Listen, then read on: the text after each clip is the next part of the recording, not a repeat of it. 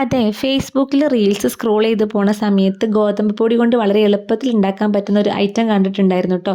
വീട്ടിലേതായാലും ഗോതമ്പ് പൊടി ഇരിപ്പുണ്ടല്ലോ എന്ന് കരുതി ഞാനും ഒന്ന് ട്രൈ ചെയ്തു കേട്ടോ. പക്ഷേ സംഗതി അങ്ങ് ഫ്ലോപ്പ് ആയിട്ടാണ് കേട്ടോ വന്നിട്ടുണ്ടായിരുന്നത്.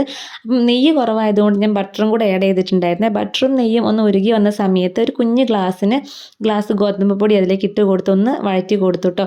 ആദ്യം ഇളക്കിയ സമയത്ത് അതൊന്ന് കുഴകുഴാന്നുണ്ടായിരുന്നു. പിന്നെ അത് ചൂടായി വരുന്നതിനനുസരിച്ച് ഡ്രൈ ആയി വന്നിട്ടുണ്ടായിരുന്നു കേട്ടോ. ഞാൻ വീഡിയോയിൽ കണ്ടത് ഡ്രൈ ആയി വന്ന് കഴിഞ്ഞാലും അതിനകത്ത് നിന്ന് ഇങ്ങനെ നെയ്യൊക്കെ ഊർന്ന് വന്ന് അതൊരു എന്താ പറയുക പാത്രത്തിൽ നിന്ന് വിട്ടു പോരുന്ന ആ ഒരു പാകമാവുന്നായിരുന്നു കേട്ടോ കണ്ടിട്ടുണ്ടായിരുന്നത്. പക്ഷേ എനിക്ക് എത്ര ഇളക്കിയിട്ടും ഒന്നും നെയ്യ് അതിനകത്ത് നിന്നൊന്നും ഊർന്ന് വന്നിട്ടുണ്ടായിരുന്നില്ല കേട്ടോ. അത് പിന്നെയും ഇങ്ങനെ ഡ്രൈ ആയി വരികയായിരുന്നു കേട്ടോ ചെയ്തിട്ടുണ്ടായിരുന്നത്.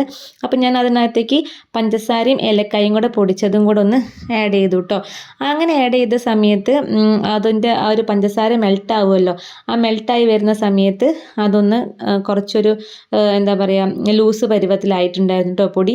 പിന്നെ അത് ഇളക്കി കൊടുക്കുന്നതിനനുസരിച്ച് അത് പിന്നെയും ഇങ്ങനെ ഡ്രൈ ആയി വരികയായിരുന്നു കേട്ടോ ചെയ്തിട്ടുണ്ടായിരുന്നത്.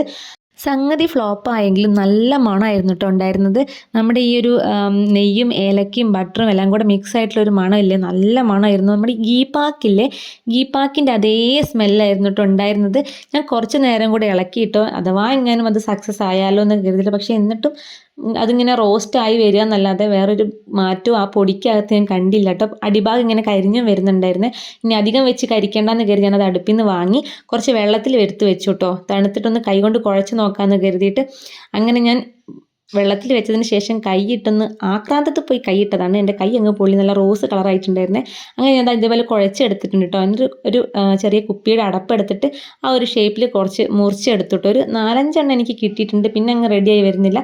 ഞാൻ ഉരുളകളാക്കി ഇങ്ങനെ എടുത്തിട്ടുണ്ട് കേട്ടോ.